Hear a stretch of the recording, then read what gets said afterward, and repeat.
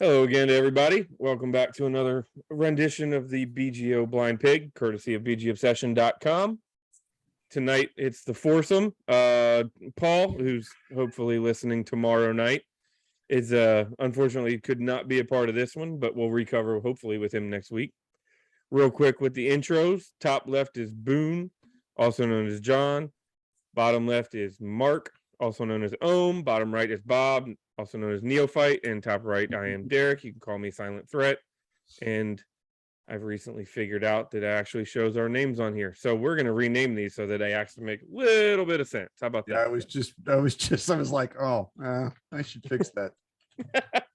Anyways, good to see you gentlemen again. We're another Wednesday, another couple days now after the first preseason game. I don't have any real curveball questions, but I guess I can throw one out there that will be a topic of discussion. Another Gibson preseason, another Gibson fumble in a crippling position, turning into a score for the other team. It's been talked about a lot this over the last couple of days. His first year in the league, he had 0 fumbles. His second year in the league, he had 6. If you go by law of averages, that's an average of 3 per year. I don't like to look at it that way because one of those years was 6.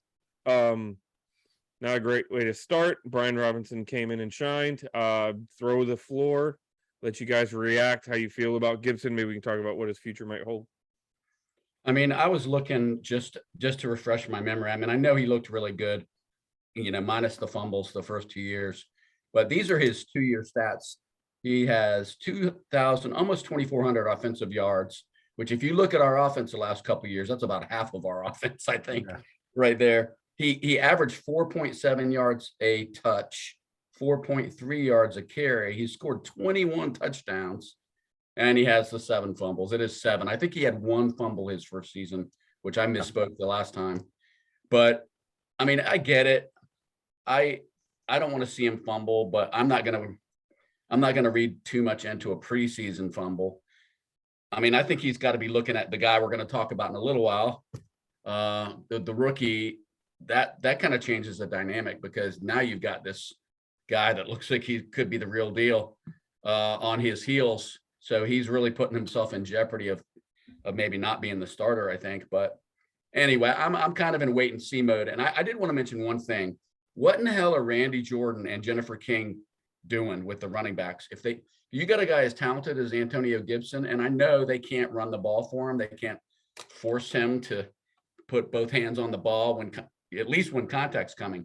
But it does make you wonder, like, if he has the kind of year this year that he did last year, putting the ball on the ground, what the hell are the coaches doing? Because to me, what else are you responsible for as a running backs coach? Hitting the correct holes.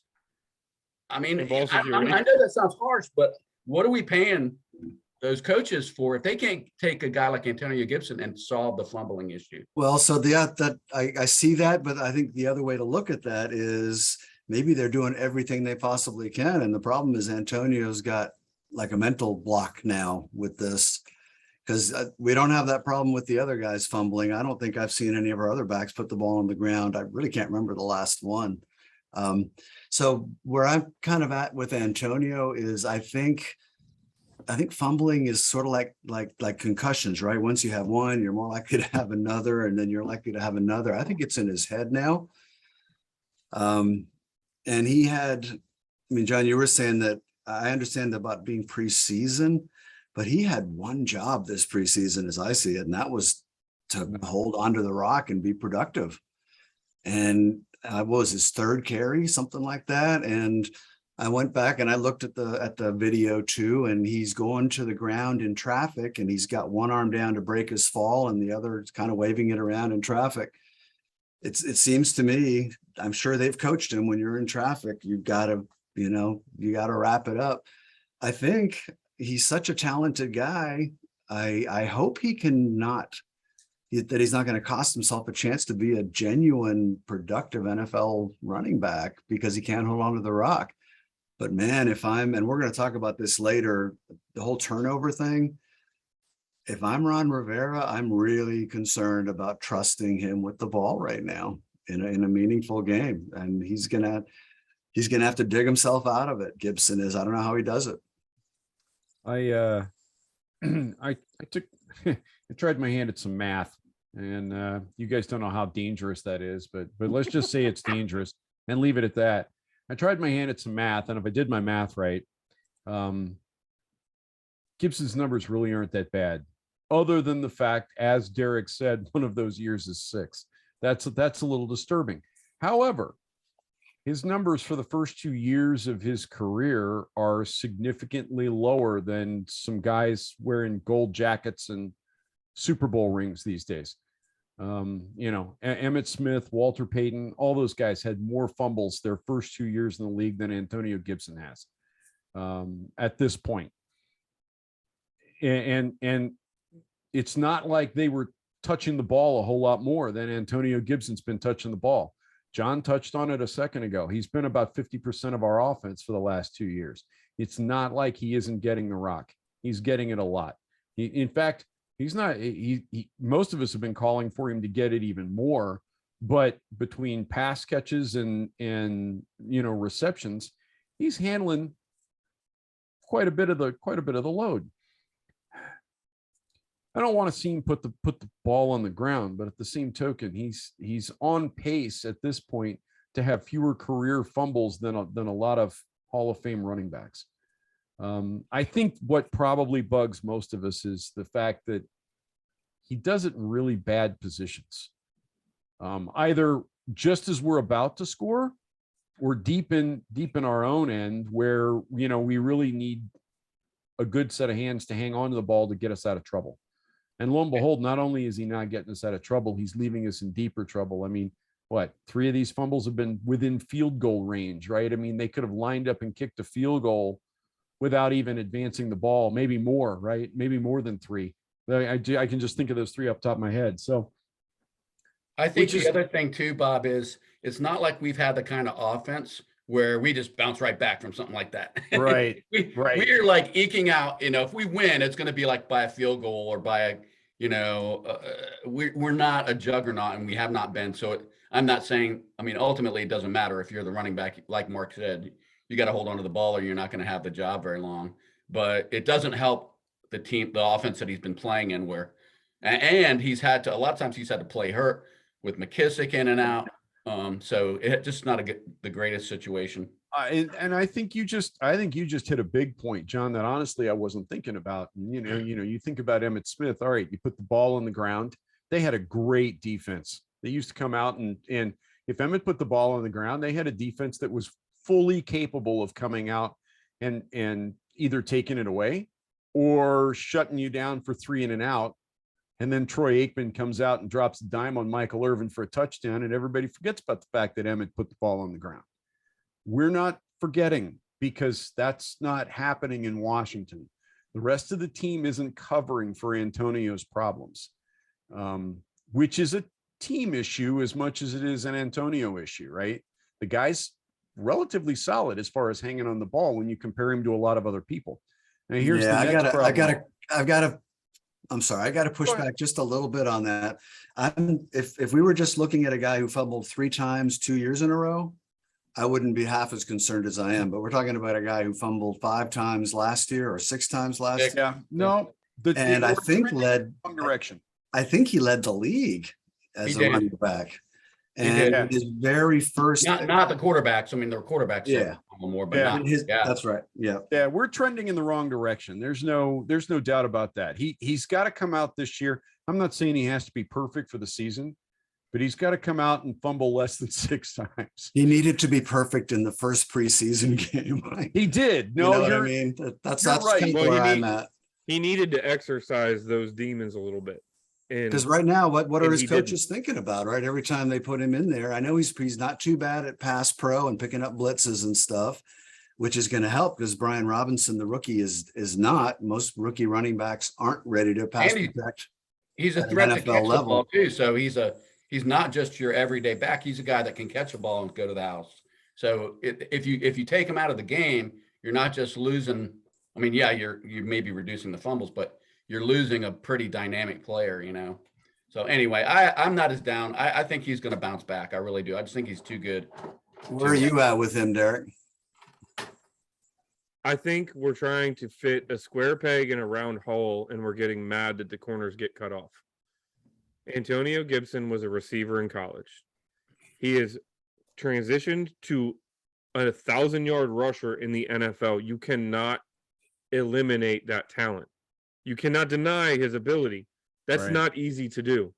To come into the NFL and play with the big boys as a running back your whole life happens, less than 1% of the people that play in college that they can put 1,000 yards up, and he's done it. And he didn't even do it. He's only been a full-time running back for 18 months. And one of the things he doesn't have is a like college career worth of knowing how to protect the ball in traffic. He's trying to learn that in the NFL. Not only That's a that, valid he point. doesn't have a college career of vision. He doesn't have of understanding and reading the line of scrimmage. He doesn't have a college career of being able to read pre-snap and understand that if the linebacker takes 2 steps to his right, then the backside's going to open up because I know my tight end's coming across on a pole.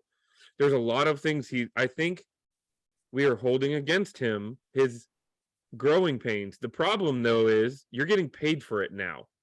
The time to learn to be an NFL running back is now. You're in year 3. Now you're a running back. I think I part of the problem personally- is that in his learning year, his rookie year, he was perfect. Right. Just He about. had 170 carries for almost 800 yards. He had 1 lost fumble. So that speaks to the other side of it, which is he's shown that he can But run effectively without putting the ball on the ground. So something's got to give. And again, I'm going to go back to the coaching. The coaching. I was stuff- going to say, out. I'm starting to look at Rivera and I'm starting to look at Turner and say, stop setting him up to fail. The guy has fumbled because every time he fumbles, almost every time, he's between the tackles. It's when it's busy and it's crowded.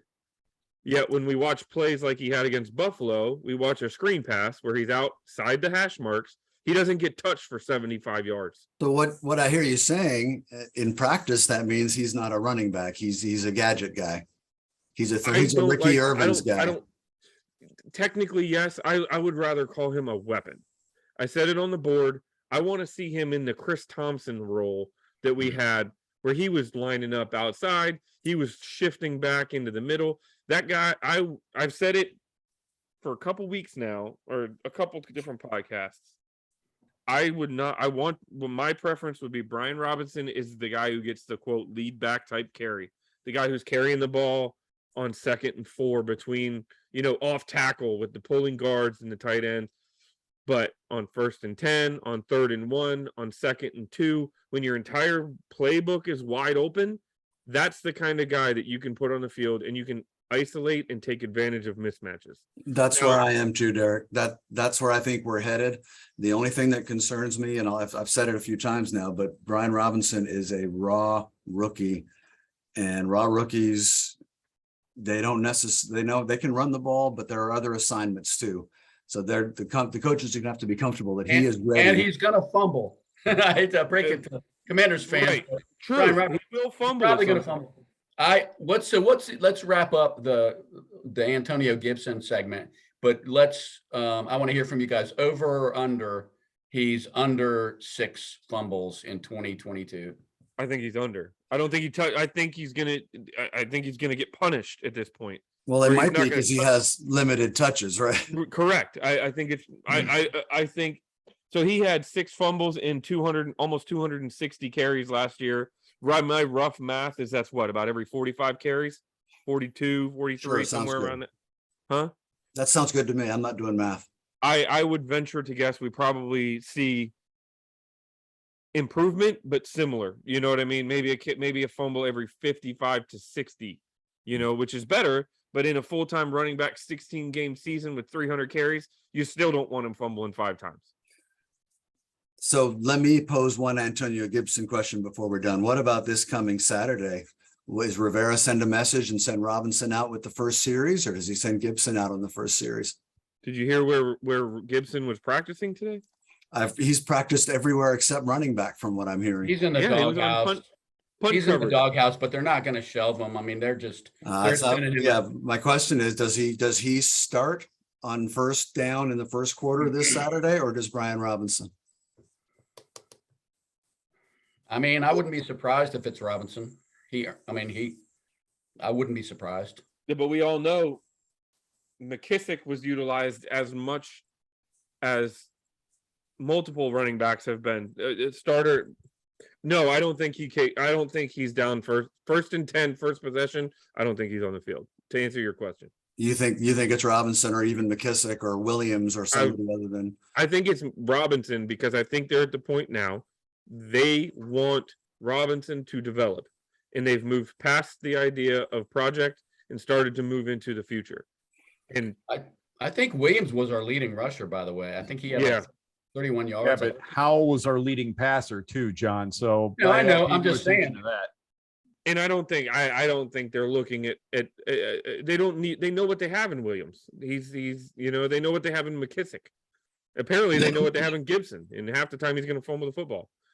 Well, my prediction is going to be that they do start Gibson, but not because they think he's the better option, but because once they do start Robinson, that train's pretty much left. Yeah, Right. you can't put that toothpaste back. It's in very the hard to put the genie back in the bottle. I think they start Gibson and they hold their breath. I'm not sure how many carries he gets though. I think they get Robinson out there quick. Well, they won't be holding their breath this weekend. A fumble doesn't kill us. It kills Gibson. The bigger question is week 1, but Yeah. anyways, sorry not to completely hoard that conversation. No, that's okay. That's probably enough time devoted to and- Antonio and- Gibson today. Unless Gibson fumbles in every single preseason game, I think he takes the opening snap opening day. I don't see them. And if he doesn't, I don't think it's Robinson. I think it's McKissick. It's Might be a right. possibility. If I'm the running backs coach, I don't start a rookie first snap opening day unless I absolutely positively have to. And I've got JD McKissick sitting there who's proven he can run it up the middle. He can run the pass patterns. He can pick up the blitzers. Let's face it, this season is all about Carson Wentz. And unless I am 100% convinced that Robinson can fill the hole in pass protection, he's not out there immediately. Bingo. That's a big deal. So how about that Carson Wentz? Nice I like it. transition. I There like you it. go. I like that they kept him out there because I would have hated to like that first series, where couldn't get anything going.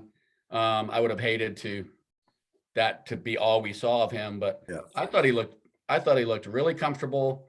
We knew the arm was going to look a lot better, and it did. I mean, it's kind of eye-opening when you see that ball, just a flick of the wrist and that thing's downfield in the vicinity of the receiver. And the other thing I wanted to mention, and then I'll let you guys chime in. I noticed pocket presence, and it wasn't, and not just in the sense like with Heineke, where when there's pressure, he takes off. He looked for the gap and takes off. I saw a handful of plays where the pocket started collapsing and he just sidestepped a little bit or took a little step forward. There was one of the completions he threw really should have been a sack, or his arm should have gotten hit, but he took a step forward just enough to buy a split second and completed the pass. So I don't know that we've seen that kind of pocket awareness in a quarterback for a little while. And that's good because one of the things he got so just skewered for last year and in Philly was that he lost that pocket presence and he tried to do the hero ball thing and didn't seem to be under control. I thought he was largely under control, which I was very happy to see. I thought his accuracy was better than all the reports that we keep hearing about how inaccurate he is. I thought he was late on a couple of things, particularly down near the end zone where I think both of them in the right flat, actually, where a guy breaks open early. If he gets rid of it a beat early, it's a touchdown. But he's being careful, and I'm okay with him building on that. I went back and watched the tape of it this morning. On the very first series, I was wondering that choice he made to throw that sort of deep out to our fourth string tight end on 3rd and 4, I think it was. Is that the one that got broken up? It got broken up. It was kind of a 50-50 ball. And if it's a foot further, maybe our guy grabs it, but it was a tough chance. But on that play, Curtis Samuel comes in motion behind him and sets up behind the slot receiver. At the snap, Samuels takes like 2 steps forward and cuts across in front, and he's by himself at the first down marker. Just about the time that Carson never looks. He goes, his first look was to the outside. If he hits Samuel on the run there, he's got the linebackers 2 yards behind him. He's going 10, 15, 20 yards, and we sustain the drive. That I wasn't able to see that kind of thing later in the game just because I didn't look at the end zone replays or anything. But that was one I was like, oh, dude, that would have been a really nice opening series to hit Samuels twice. And I didn't catch Samuels, but that's one of those plays that stuck in my head. And sadly, I didn't get to see the whole game. Hulu screwed me over with my DVR. I've seen highlights. I saw the first quarter, which means I saw that play, and I went back and watched it again. I wasn't paying any attention to Samuels. I felt like that was one of those plays where Carson's arm strength actually may have hurt him a little bit. That ball needed to be less frozen rope and a little more up over the top with a bit of arc. And if he'd put a bit of arc on that, it would have dropped in nice. But as it was, he left it in a position where both guys had a chance for it. Mark, he turned it into a 50-50 ball effectively. Yeah. And I think that's a symptom of having the arm. I can put it in there. Dude, take some mustard off of it and throw it like Heineke for once. I don't know. But I wasn't unhappy. In all honesty, the plays that I watched, the parts of it that I saw and paid really close attention to, I felt like this is a guy I was happy with his command of the offense for being in it for the first year. This is not like when he went from Philadelphia to Indianapolis, and the guy that was his offensive coordinator in Philadelphia is the head coach in Indianapolis. He's going to a whole new set of coaches, right? A whole new offensive scheme. He's got to learn everything from the ground up. The terminology is different. The way the play gets called is different. Everything is different. And he looked comfortable to me, which I expected to see a little hesitancy here and there. The guy didn't show any hesitancy that I saw all day long. In fact, that play, Mark, is one where I wish he'd shown a little hesitancy now that you talk about Samuel and maybe gone, let me look for my second dude. But it felt like he knew where he was going when the ball snapped. He liked the pre-read, and he went with it. I think all of the quarterbacks did more staring down of the primary receiver than I would have liked. And I wonder if that's just not a function of like it's the first live action you're in, so you're trying not to screw it up. You're I don't know. That's just a theory, but I did notice all 3 of them were doing a lot of staring down at the primary for what it's worth. It was also interesting to me, and then I'll shut up and let Derek talk. But I think 3 of the first 4 or 3 of the first 5 pass attempts were to Armani Rogers. It's not inconceivable to me that was what Wentz was told to do, is let's see if this kid has a chance to make the team, give him a couple of chances. He never looked for Samuels coming across the middle. He took the step back and he threw it up the deep sideline to the 4th, 5th string tight end. And he went to him several times early, which always goes back to what makes me crazy about preseason. We have no idea what our team is trying to work on or what the other team's trying to work on. So we sit back and try to read it as if it's a regular game, and it really isn't. Oh, all right. I gotta say one thing before because I'll forget it if I don't. I read the box score after the fact, and the one guy I wanted to see in the receiving stat line wasn't there. Josh Dotson. Yeah. Dotson is not there. However, every time I looked for him on the field, he had his hands on somebody and he's pushing some defensive back around in some type of a blocking scheme and winning. But again, Mark, it makes me wonder, did they not care about throwing to Dotson because they know what they've got and they don't need to see him? But they want to see what these other guys do with the first team immediately, because they just made cuts. What, today or yesterday? Yesterday. Well, they cut down. They went from 90 to 85. Yeah. Well, yeah, but perennial All-Pro, future Hall of Famer Troy Apke was on the list, which makes Yep. me, Maybe they were trying to do him a Threw 10 solid and give him a times. chance to catch on I somewhere. think you're right, Mark. I think they were trying to do him a solid. I think they went, you know what? We've got other guys that can fill that role this year and do a better job of backing up our DBs. Yep. Well, we not only threw 5 times at Armani Rogers, but we threw the same number of passes to Curtis Hodges. So I mean, that's a ton of balls to guys that you're kind of like, who is that? Yeah. You know, they're not on the depth chart at the top of the depth chart. But Yep. so I don't know. Maybe that was maybe they're trying to build confidence in the quarterbacks. I think it comes back to what Bob talked about. I think he was working on his changeup. You know what I mean? Like, I where's the biggest worry that we have on this offense right now? Offensive line, because they're all fucking hurt. Excuse me. You can say offensive line. I would argue that the biggest concern right now is, are we going to be able to sustain tight end?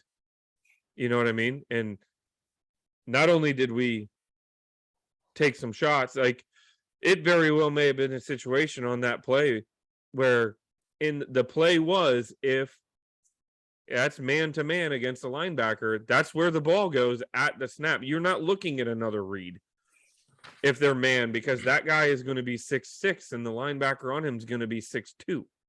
And we want to see if the kid, if he's got any game. Let him go make a play. That.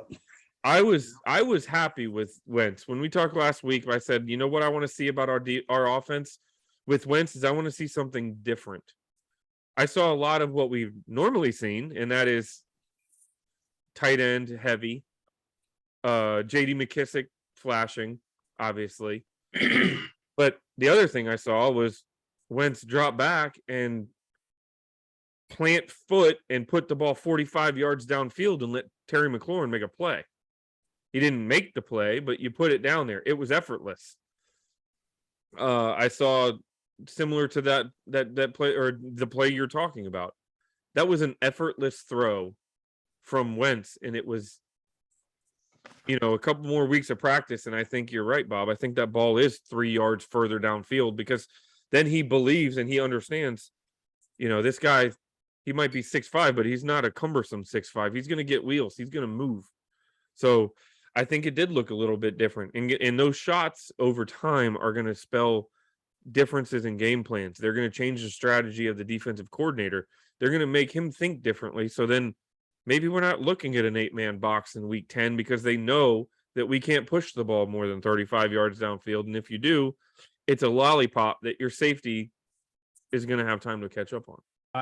I think you're seeing that chess game already start, Derek. I think that chess game starts week 1 preseason, because defensive coordinators are going to look. That's it. Week 1. That's the only film they've got is 4 preseason games of Wentz in a Commander's uniform, right? 3. 3, right? I'm sorry. Now, boy, am I old school. That's okay. Old As far as school I'm last concerned, year. it's still a 16-game season too. Yeah. But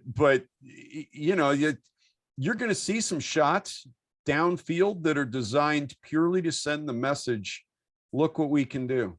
Mm-hmm. So that week 1, maybe we don't always see 8 guys in the box.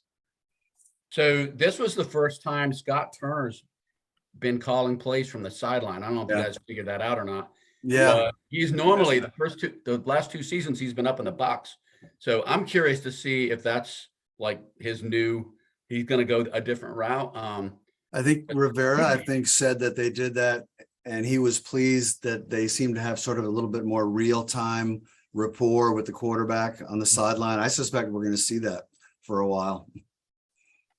Well, and the other thing that you'd hope now with Wentz is you hope that the eye in the sky doesn't have to be there. You know what I mean? Scott Turner doesn't have to be explaining to Wentz what he's seeing.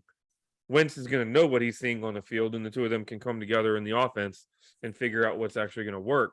Where when we're running literally 7 different starting quarterbacks over the last 34 games, you need your offensive coordinator to have a 30,000-foot view so he can be explaining to the quarterback what the defense is doing and how the offense is going to work. You hope Wentz has a better grasp of that. I'm actually watching the replay on the game right now, and it's the play where he pump faked and threw it to McLaurin, and he flat footed threw it from the 45-yard line to the 5-yard line. You know, if that ball's another yard to the sideline and downfield, Terry makes that catch. He There were probably makes 3 the catch. passes like that where it was literally just a couple inches Yep. off. Yep. I was excited to see Curtis Samuel running all over the damn field, and he made a couple catches, but even when he wasn't getting targeted, that guy, they could not cover him. So I was He's really excited to dynamic. see that. He's dynamic as hell. You've been saying that all along. I finally saw it a little bit on Saturday. Well, now we've got at least 3, maybe 4 guys like that lining up on the outside. I mean, I don't know how dynamic Diami Brown is, but he certainly can fly. So from that perspective, I was thrilled with what I saw. Guys just faking people out of everything, and it was amazing to watch. I don't know how defensive coordinators are going to match up with this at the moment. It all comes down to whether or not Carson can make the throws. But if he can make the throws, the guys are going to be open. And if he has time to make the throws. Well, Mark was yeah, let's talk about that. Is it just me? But at least until late in the game when Howell got crushed a couple of times on jailbreak pass rushes, I thought the pass protection was pretty damn solid. It was pretty good. Much better than I expected it to be. Our guys had time to throw, so that we can keep that up. And they got Brian Robinson going a little bit. Well, we already talked about him a little bit in context of Gibson, but that guy, I mean, he plays the game just rock solid. There's no extra motion. He's decisive. He's got good lean. And I was just, one thing I wanted to mention is when he scored on that play, you saw Charles Leno goes up and he's doing this, pointing at him. So that they know in the locker room when they've got a guy too. I'm really excited to see him if he can follow that up on Saturday again, and he looks as strong and decisive as he did in week 1. He's also humble as hell. After the game, he was saying, I don't know what the hell I'm doing out there. I'm not anywhere near comfortable. I got to keep working. I mean, it was nothing about like, look at me, I just had a great showing. It was, and I don't know if you guys noticed, but when they pulled Gibson out, that was like, you could see somebody like with a lighter and a cup of gasoline under him. He just took it up a couple of notches. I mean, it was obvious to me. So this is where I'm looking. I want the 3-headed monster. You know what I mean? Like, if Robinson, I don't need 30 carries. Give me 12. Give Gibson 10 touches. Give McKissick 8. That's 45 carry, or that, what is that? Is my rough math? 35 touches by our running backs. Right? That's Adrian Peterson used to have 35 carries in a game. Why can't we coordinate that, between passes and stuff? Yeah, I'd like to have Brian Robinson around 10 years, right? Give him 18 carries per game average rather than 30. Did anyone notice that they threw the ball at him? They didn't. I mean, that kind of caught my eye. I'm like, holy hell, the guy can catch the ball too.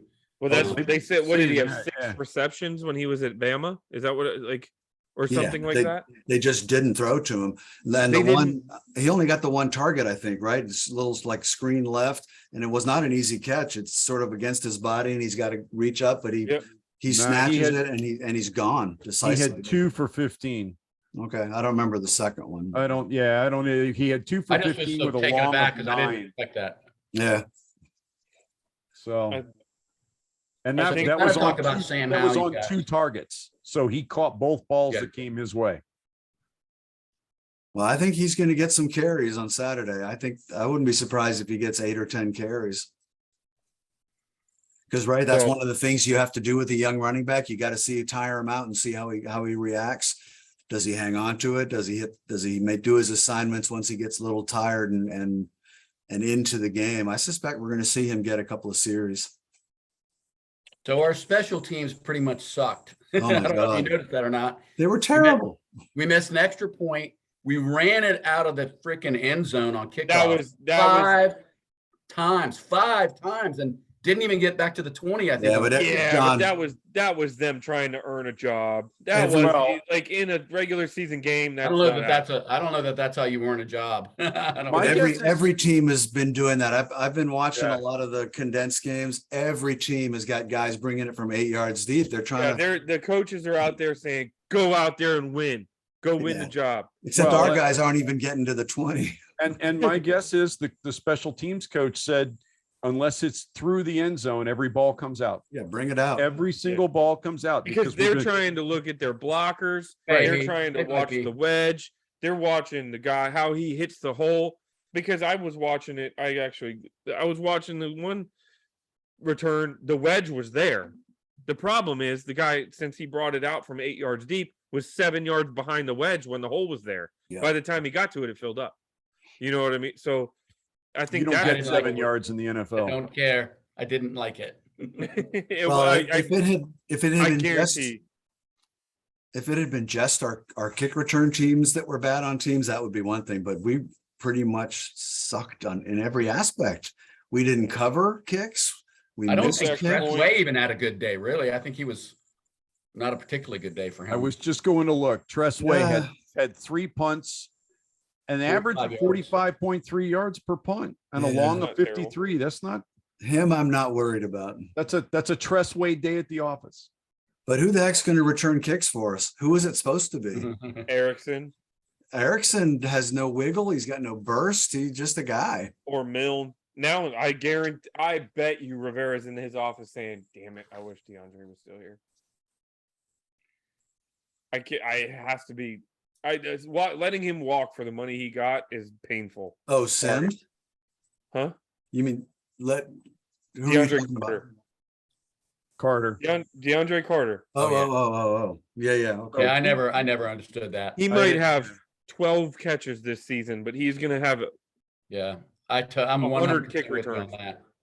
that. That's one I can't forgive that, and it's not even that huge big of a deal. Anyways, John, you wanted to talk about our future quarterback, our Yeah. franchise guy for the next 15 years. Yeah, I mean, he had a good day. I wrote some numbers down. He was 9 for 16, 145 yards, the 2 rushing touchdowns, 3 rushes for 19 yards, got sacked twice. I don't think he looked as good as most fans are hyping him up to be. I know a couple times he had easy completions that he threw into the ground, or, I don't know if it jitters, which would be understandable in your first NFL game. But really the only thing I didn't like from him was I don't like to see the guy taken off as much as he does. I'd like to see him he just doesn't have the size to do that unless he's going to be a Russell Wilson type where he learns how to slide. I don't know that he took any big shots, but it just makes me nervous to see our quarterback running downfield a lot because I think though, with what Bob mentioned last week, we wanted to see like he wanted to make sure he looked like he belonged, right? I don't think the moment was too big for him. No, and his arm strength, that's what caught my eye. Because I even though I'm down here in Carolina, I haven't seen him throw a lot of balls. And a lot of times college players, you forget they're playing against average college players. So you can't always tell if a guy has a great arm or not. And we've had quarterbacks like that on our team that were great in college. Steve Spurrier memories. But Brennan, rest in peace. I thought Sam started a little tight and a little slow. What I was very encouraged with is that he got better as it went along. And there was one play in particular that actually, I stood up. I stood up from my chair when I was watching. It was a 3rd and 12, I think, and he gets pressure and rolls left and starts looking like he's going to run to the sideline just to get some yards. And under control, opens his body and throws downfield to one of the Erickson receivers. It might have been Erickson, who catches it in stride and plows a defender for 10 yards. So they end up getting, that was like the 40-yard play, I think. That was Erickson. Yeah. On a 3rd and 12, that was a big time quarterback play. His body was under control. He didn't. The pass itself was under control. It had the right rotation. It was a really big time play, and that came late. And the team rallies around that kind of thing. And then he runs it in. He had a couple other good passes on that late drive too. So I'm not building it up into anything more than it was. He looks like a guy who has a chance to develop into a player. And I'm looking No for quarterback controversy yet, though. No, We no. talked about that last week. Nor he should there plays- be. Let if me he just plays- put that out there. If he plays Like, this year, something went Sam really Howell look. sideways. I don't care how good Sam Howell looks. He should not play intentionally play a game this season. That means the season's in a bad place. But Exactly. No, we need to see what we got in. That's what I think Bob said that early on. That's what this whole season is going to be. Or maybe it was Derek. I think this team is good enough to win with some good quarterbacking. So we haven't said a peep about the defense, I don't think. No, I've been I was keeping trying my to powder avoid it. dry. the defense looked bad. Third down looked bad. First down looked bad. Every aspect looked Got bad. some pressure. That's the only thing I'll say. We did get pressure. We had I think 3 sacks, and we touched the quarterback 10 times. So that was, the pressure was decent, but everything else was. We generated pressure with the down 4 and sometimes 5 pretty much all night, but we had nothing behind it. I didn't see many missed tackles. The discouraging part for me about the defense is that preseason is that time where it's not about the scheme. It's about lining up and beating the guy that's in front of you. You know, because we don't game plan.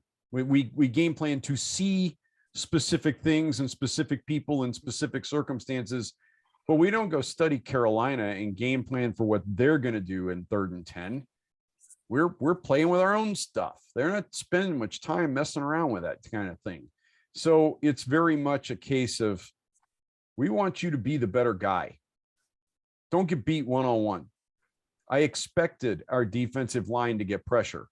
Why? We got 1st-round draft choices up there. We got guys starting on that defensive line that have been beating whoever gets put in front of them since they were in Pee Wee football. That is what they do. Even Sweat, right? Who I was very down on last year because he couldn't play with discipline. Preseason's partially about playing with discipline, but it's partially about just being the matchup. Right. It's about winning your matchup every single time. And so I expect pressure. But man, you watch DBs getting beat one-on-one and you start worrying about things, especially when they're your starting DBs, right? It wasn't just DBs. St. Just was not out there. You got guys moving all over the place because he's not out there at all. And you're also, I'm just trying to balance it a little bit. You got Baker Mayfield playing against the scrubs, which I'm sorry, but Baker Mayfield is a pretty good quarterback. And he's out there playing against, Baker Mayfield played against 1st-team defense.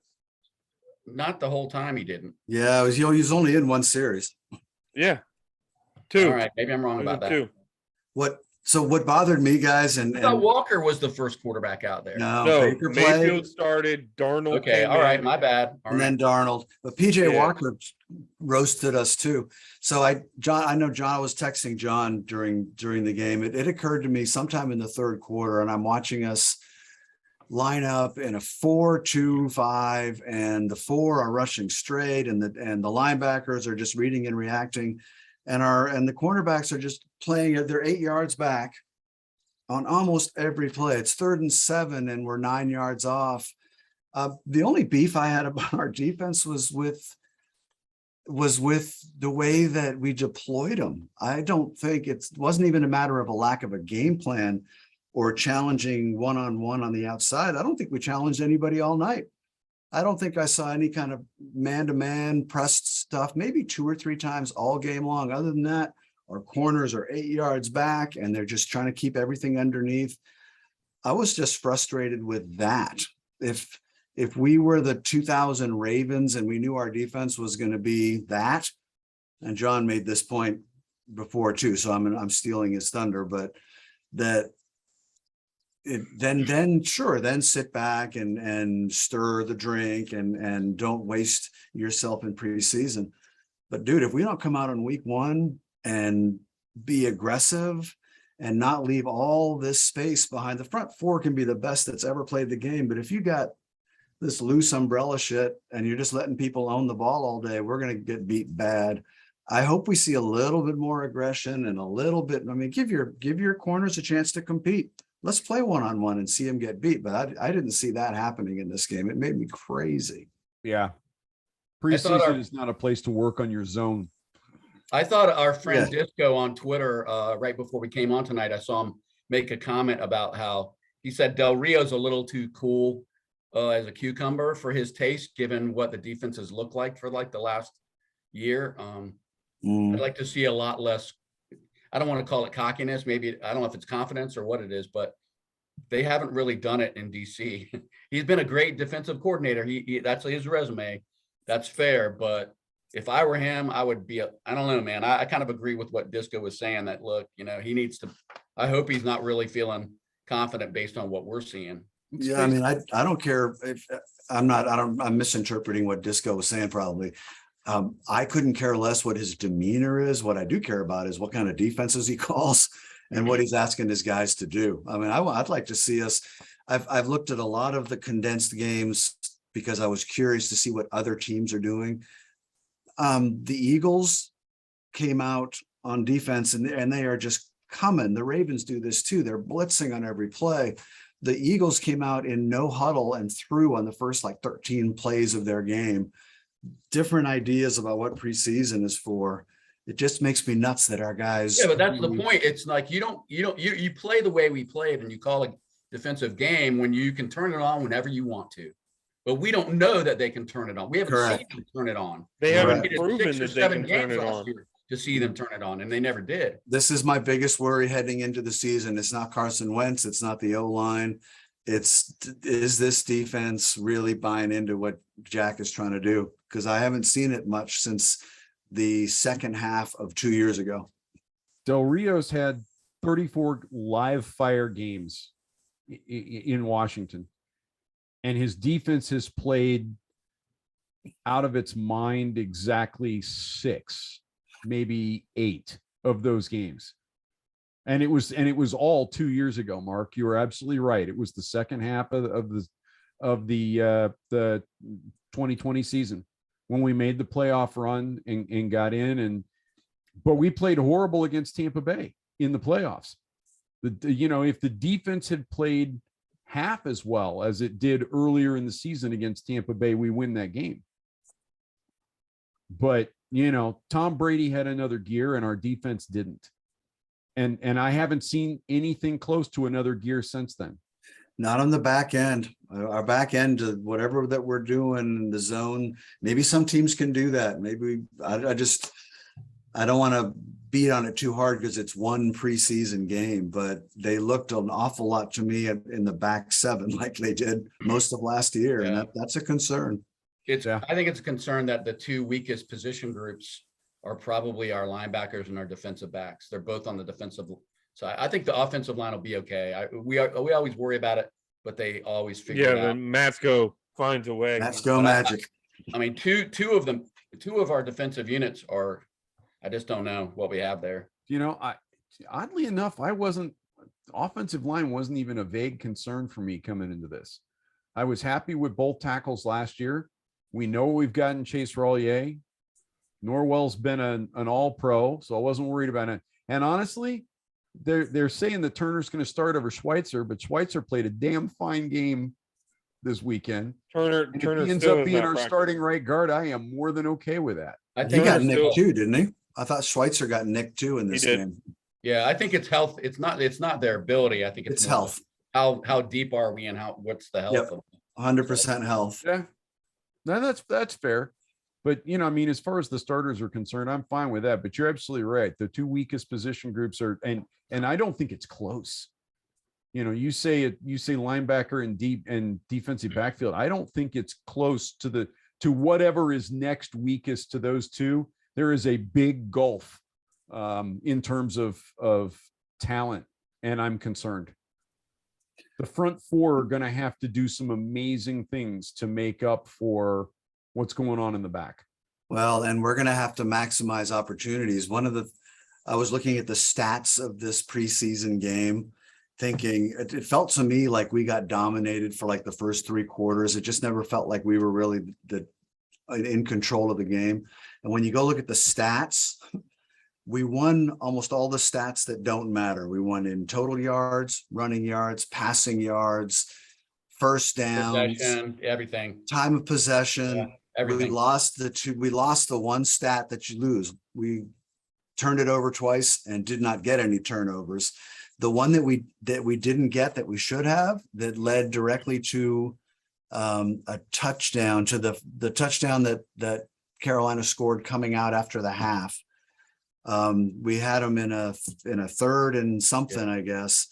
And it's sort of like the play that Howell made for us. We flushed the quarterback. He went left. He threw up the left sideline.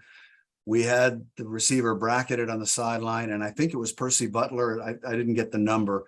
Undercuts it perfectly. Ball hits him in the hands, which would have ended the drive at like our 25. Bounces off his hands. They go right in and score. If we're going to have to be ball hawks. I mean, you can't just, we didn't generate a lot of turnovers last year either. I don't believe. I don't remember the numbers, but it wasn't good.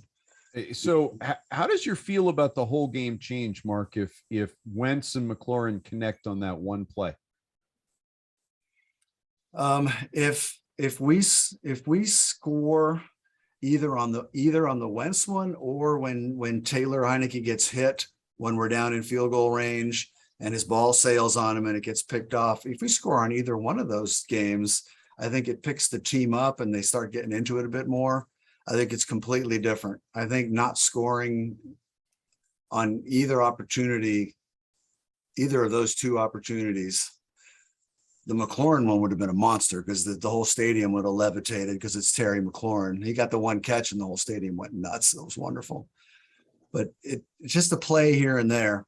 But man, the turnovers, what are the 2 we had, right? Gibson fumbles on our 20 and they score 2 plays later.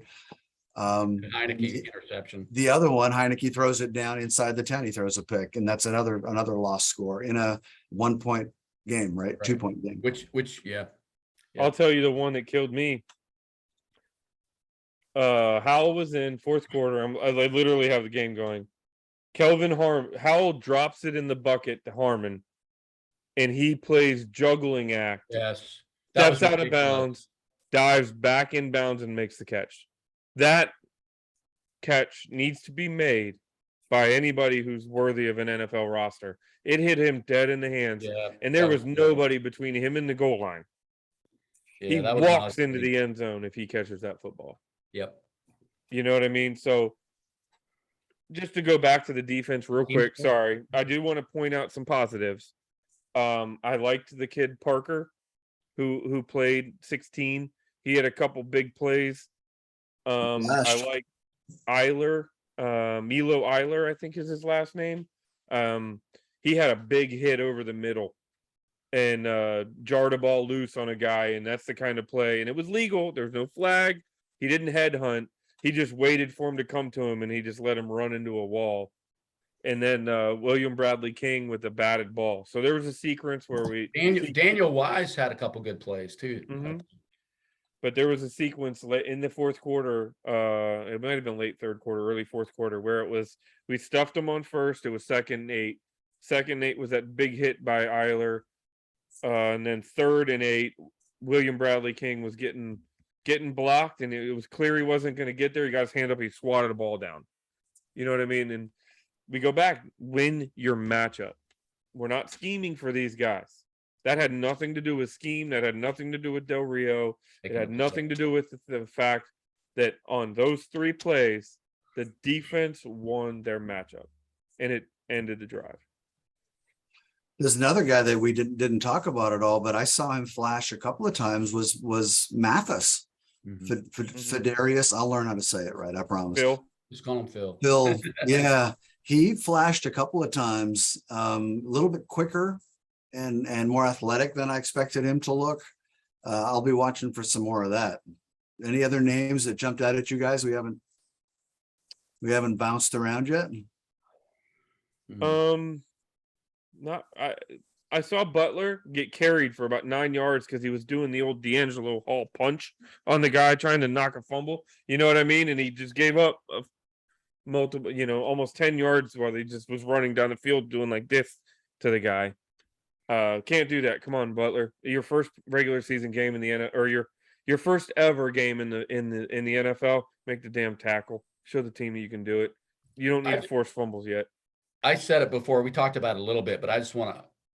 We have 2 undrafted free agent tight ends out there, and Mhm. I was beaten on Randy Jordan, so I'm going to give Juan Castillo a fist bump, because to get 2 guys, I know it's preseason, but to get 2 guys that are undrafted free agents in there really have had probably not a ton of work, and they productive. played really well. They Yeah. look like if we needed them to play, they could play. I hope we don't need them to play, but especially I really like Curtis Hodges. So I still want to see our rookie tight end, but anyway, Cole Turner. I thought they did a great job considering the position they were. Rogers and Hodges both look like guys who have a chance to play. Rogers is thicker than I expected. Yeah, him to he's be. like I thought 6'5". I think Hodges is like 6'8". pretty athletic looking dude. Did a good But job. here's the thing, though: is we're not going to carry 5 tight ends. No, if I had to bet, they already know who's going to make the roster, barring injuries in preseason. They're looking at these guys for potential practice squad guys. Yeah, they better stop looking because they might not be on the practice. That's true. squad. That's true. But stop and think. Well, all right. So Thomas probably starts the season on the PUP list. Mhm. If I'm betting, right? I don't know how serious is Bates' injury. He was back in practice. I was going to say Bates is probably your starter. Turner is backing up Bates, and one of these guys is third string opening day, but he's only on the roster until Thomas comes back. Because those are the kind of guys when you have a traumatic injury, God forbid, but we always do. Those are the kind of guys that you call out from Sears and say, "Hey, you want to take a little time off your Sears job?" No, you're absolutely right, which is why I'm thrilled that they're getting all this time in preseason, because I will be shocked if we don't need one of them. But I don't see us keeping more than 3 tight ends, and the reason I say that is because of the depth at wide receiver.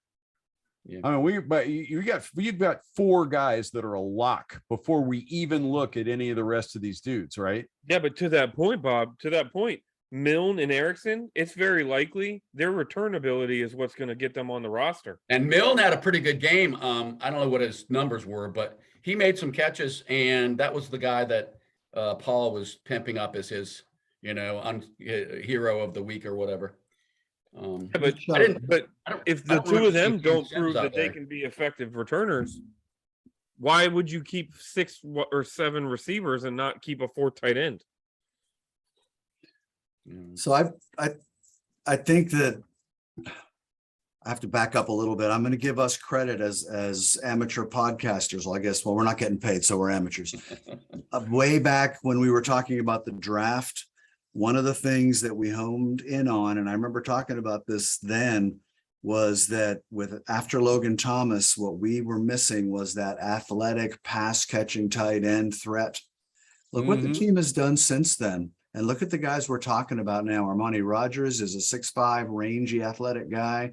Hodges is like 9'7", and he's a rangy, athletic guy. And you've got Logan Thomas. All of a sudden, that's a position that looks very different than it did, 3 months ago when we were talking about the draft. I don't think they're even worried. They know they've got guys that if Thomas, God forbid, comes back and goes down again, or Bates doesn't come back, they've got some people they can bring in who can contribute. I think they've done a great job at turning a real liability position into, if not a strength yet, at least a competent NFL level tight end room. Yeah. Just remember that the most important thing to remember from this pod is that I was talking about Brian Robinson Jr. when we covered running backs like 6 months ago. I just want that on the record, because it'll probably never happen again. I'll probably never. We are going to hear about that for the next 10 years. We're going to hear about that as long as John's on the right side of the dirt. Unless he starts fumbling, in which case, that's me. He's also the only guy that our podcast drafted Yes, correctly. that's right. Thank you very much. I don't think we took him in the 3rd, did we? No, we took him, I think, in the 4th, and we were thrilled that we got a good value at 4. Yeah. Yeah, he was actually one of the reasons we were all scratching our heads during the draft was like, wait, this is a guy that was projected 4, 5, 4th, 5th, 6th round. Now we're looking at him in a preseason game and going, we may have gotten a deal at 3.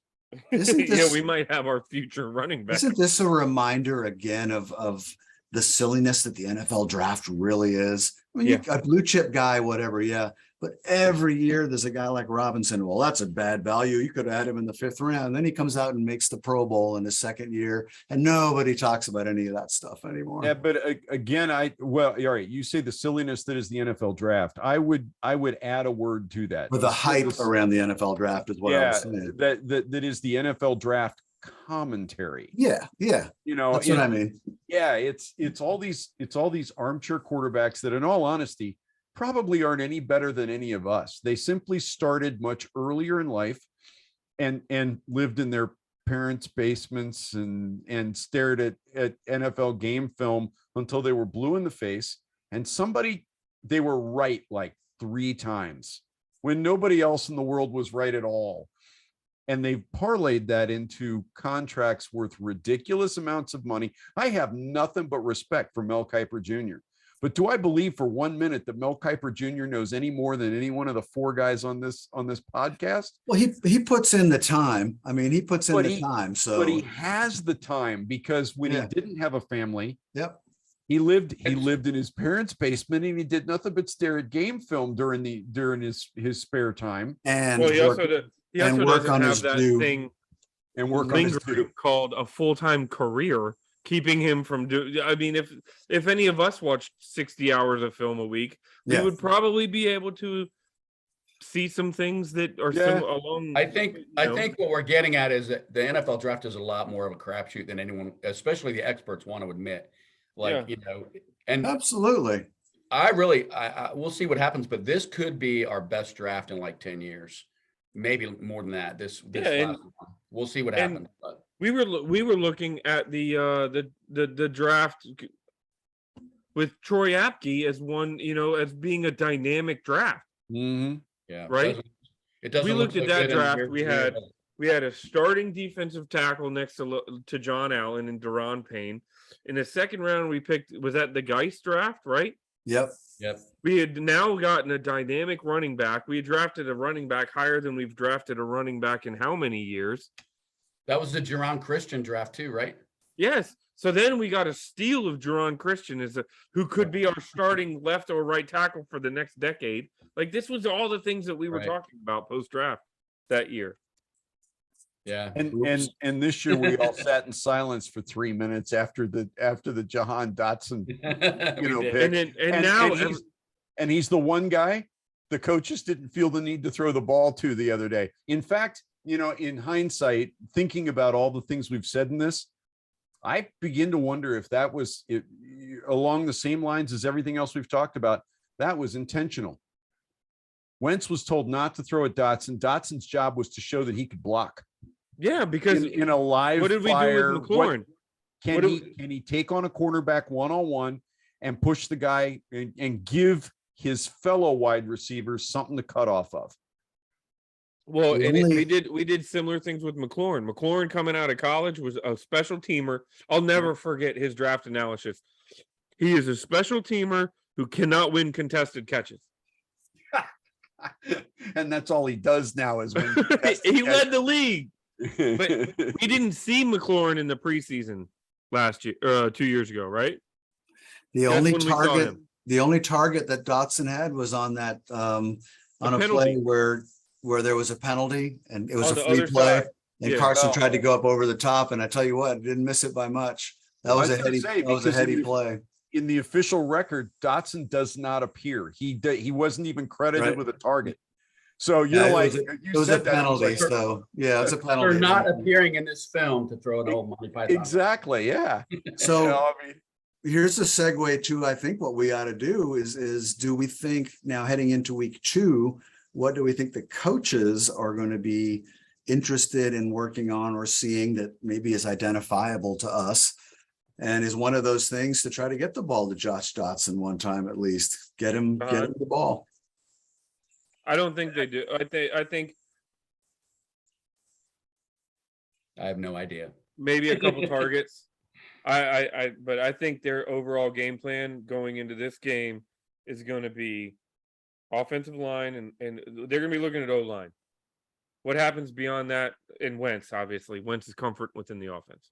If he, When's the next set of cut downs? Do we have one game or two between now and the next cut down day? I believe it is after the third preseason game. There's only two. There's the 1 to 85, and then the big one down to 53. I thought there were 2 5-man cuts, Eric, or did I get that Hold wrong? on, you might be right. I think so. I think there are 2 5-man cuts, and then they got to go all the way down to the 53. But I'm not sure what the timing is, Bob. Well, and which So, is the other okay. question, and I started to ask this earlier. What are the actual numbers this year? Because they during COVID, they bumped everything, right? You could carry more than 53 guys, and everybody dressed, or almost everybody dressed. All right, so here we go. Initial roster cuts the 16th. They go from 90 to 85. Okay, that was yesterday. Second set is the 23rd, so a week from yesterday. They go from 80 to down from 85 to 80. Okay. And then on the following Tuesday, which is now post third game. but then there's that weird bye week because they only have 3 preseason games, right? Yeah, We and have then one there's a this 2-week gap before the opener. Right, which is the 11th. Then they go down to 53 on the 3rd, but I believe they have to pass. Everybody released has to pass through waivers. I don't think So that it's they 53 on the active roster. Oh, wait. Well, I'll tell you what they did. They expanded the practice squad during COVID, Correct. didn't and they changed the parameters. So like, because didn't Older we guys carry can who was stay. that running back we carried on the practice squad that was like an 8-year vet during the COVID season?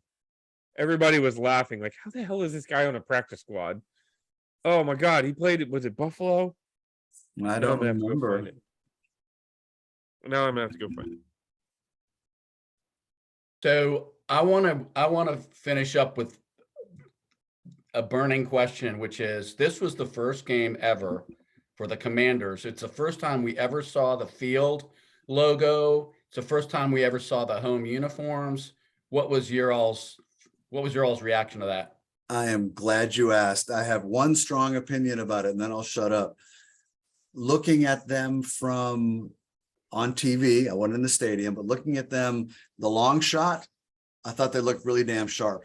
I liked the trim. I liked the way the helmets worked. They looked good as a team on the field, which is a pleasant surprise to me. Individual shots up close, I think the jerseys with the red numbers look like ass, and they don't match the helmet, which I just don't understand at all. And the trim, the black and white or the black and red stripe up on the shoulder looks okay, but it looks a little weird up close to me. Far away, I thought it looked sharp. The only real complaint I have is the god awful red fade. If it was a burgundy matching the helmet fade, I'd have zero complaints about it, but it's not. It's red, and I don't understand it. And I think they're going to change it. It hurts. It physically hurts me to look at that color, that red. I just don't. Like you, Mark. I don't get it. Why isn't it burgundy? All we heard was we're keeping the colors. I think I've seen people. And again, I'm just spouting what I've seen on social media that they've actually shown that it is the same color, but because of the contrast difference on the white, it doesn't look like the same color. I don't know if I believe that either, but I have heard that argument that it is exactly the same color. It's just because of the contrast. But I kind of feel like you guys, I'm not a fan of the sleeves at all. I love the helmet, and I am shocked that I love the helmet because that was my first reaction is we have a letter as our logo. I think the helmets look But sharp. I've come to like the W a lot, and I just think those matte helmets look really good. I like it. So I don't know. I don't know what they're going to do with the uniforms. I like the logo on the field. I'm kind of getting used to the Commanders. I know that makes me a disappointment to everyone, but I'm kind of getting used to it. I don't cringe every time I hear it. Now the fight song and the I didn't want to talk about I don't it. want to talk about those things because It's so bad. I don't even want to. You know, I still have not listened and I'm not going Don't- to Yeah. until I don't. have to. Yeah. I'm not interested in hearing that. Yeah. All right, so non-team things that I took away from the game. I'd rather have Logan Paulson in the booth than Doc Walker. Doc. Doc was on the sideline, wasn't he? He wasn't. No, he was in the I booth. love Oh, love me okay. some Doc Walker. Don't get me wrong. Doc is one of my all-time favorite Redskins. I think he's just Mr. Cool. He does not need to be in the play-by-play booth because his favorite, he wasn't giving me color commentary so much as he was giving me cheerleading. That's what I'm talking about. That's what I took away from this was That's and- why and I he didn't does learn need to be on the anything. sideline. Whereas Logan Paulson, I Yeah. felt like was very articulate. The X's and O's were sharp. I mean, he had game. He had good game as far as I was concerned. I was pleased. I was like, this is great for this guy. Doc was almost doing shtick. He was so over the top with it. I think Yes. he'll dial it back this week because I know he's going to have heard this. I've known Doc for. I mean, I've actually got to hang out with the guy a couple of times and interview him back in the old ES days. And when he gets going, man, he just goes and goes and goes. I have never heard him like he was in that broadcast. I'm not making this up. Open your eyes. You'll see for your damn self. It's a manhood issue. Just on and on. It was wonderful and painful at the same time. I love Doc. Oh my He is God. much better suited on the sideline. Much better suited to be on the sideline. Yeah. It's Did pretty. you concur? He was better than Joe Theismann was. I complained for the last 10 years about Joe Theismann in the booth in the preseason, who managed to use more words to say absolutely fucking nothing than any other human being I've ever heard. It used to drive me nuts. Hey, there's not many guys that have a Sports Illustrated cover with tape over their mouth. So that tells you all you need to know about Yeah. it. Oh my It God. ain't a new problem. Well, All right, we're in it, boys. my friends. We are in this. We are cranking. The season are. has started. It's football time. Next week, are we shooting for same bat time, same bat channel? Bring it. I'll be here. All right. Saturday, 4:00 against the Chiefs. I'll actually be able to sit there and watch it. Looking forward to it. I'm looking forward to Jack Del Rio scheming up something to stop Patrick Mahomes. And maybe the game chat will be live on bgobsession.com. Hey, I was there, but there was nothing but a cool breeze blowing through. I'll probably be there I was doing an inventory last weekend. I'll probably be there this weekend. All right. All All right, right, boys. brothers. Welcome back.